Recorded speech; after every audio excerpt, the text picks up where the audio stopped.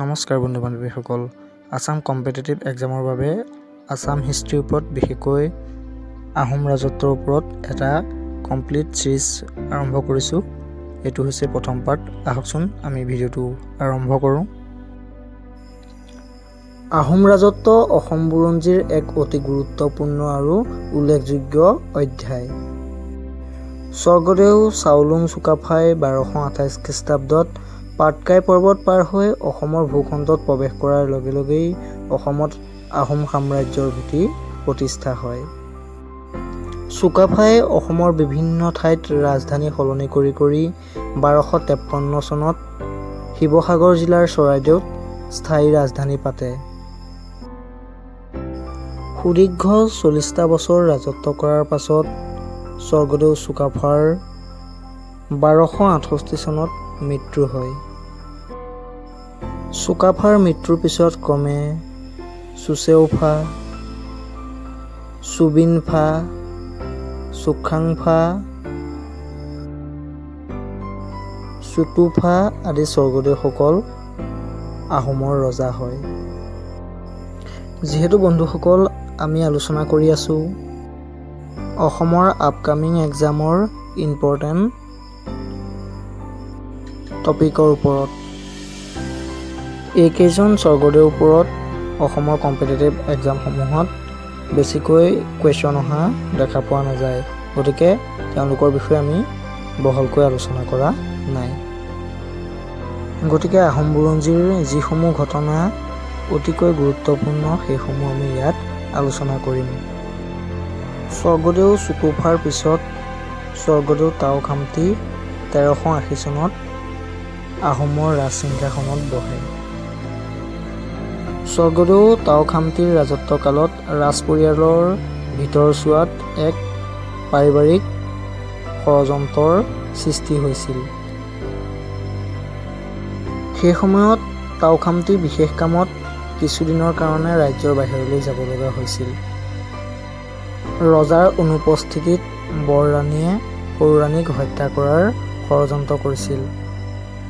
সেই সময়ত সৰুৰাণী আছিল গৰ্ভৱতী।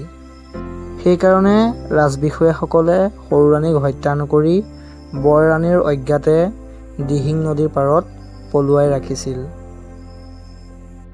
আৰু সৰুৰাণীয়ে এটা ব্ৰাহ্মণ পৰিয়ালত আশ্ৰয় লৈ আছিল আৰু তাতে সৰুৰাণীৰ এজন ৰাজকুমাৰৰ জন্ম হৈছিল আৰু সেই ব্ৰাহ্মণ পৰিয়ালটোতে ৰাজকুমাৰ ডাঙৰ দীঘল হ'বলৈ ধৰিলে।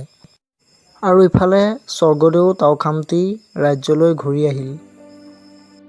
তেওঁ সৰুৰাণীৰ সকলো কথা জানিও নীৰৱে থাকিল আৰু বৰৰাণীৰ ওপৰত কোনো ব্যৱস্থা নল'লে। ৰজাৰ এই কামত প্ৰজা আৰু ৰাজবিষয়াসকল অতিষ্ঠ হ'ল আৰু তাওখামতিক ৰাজসিংহাসনৰ পৰা আঁতৰাই সৰুৰাণীৰ পুত্ৰ চুদাংফাক 1397 চনত আহোমৰ ৰজা পাতে। ব্ৰাহ্মণ পৰিয়ালত ডাঙৰ দীঘল হোৱাৰ বাবে চুদাংফাক বামুণী কোঁৱৰ বুলিও জনা যায়। স্বৰ্গদেউ চুদাংফাৰ কৰ্মৰাজিসমূহ হ'ল: প্ৰথম, তেওঁ হিন্দু আচাৰ নীতি গ্ৰহণ কৰিছিল, যিহেতু তেওঁ ব্ৰাহ্মণৰ ঘৰতেই ডাঙৰ দীঘল হৈছিল। 2 নম্বৰতে তেওঁ শিঙৰি ঘৰত উঠা প্ৰথা প্ৰচলন কৰিছিল আৰু 3 নম্বৰত তেওঁ আহোমৰ ৰাজধানী চৰাইদেউৰ পৰা তুলি আনি দিহিঙৰ পাৰৰ চৰগুৱাত স্থাপন কৰে।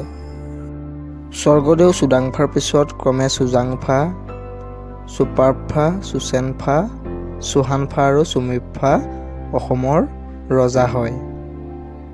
তাৰ পিছত 1497 চনত আহোমৰ ৰাজসিংহাসনত বহে স্বৰ্গদেউ চুহুংমুং বা স্বৰ্গনাৰায়ণ।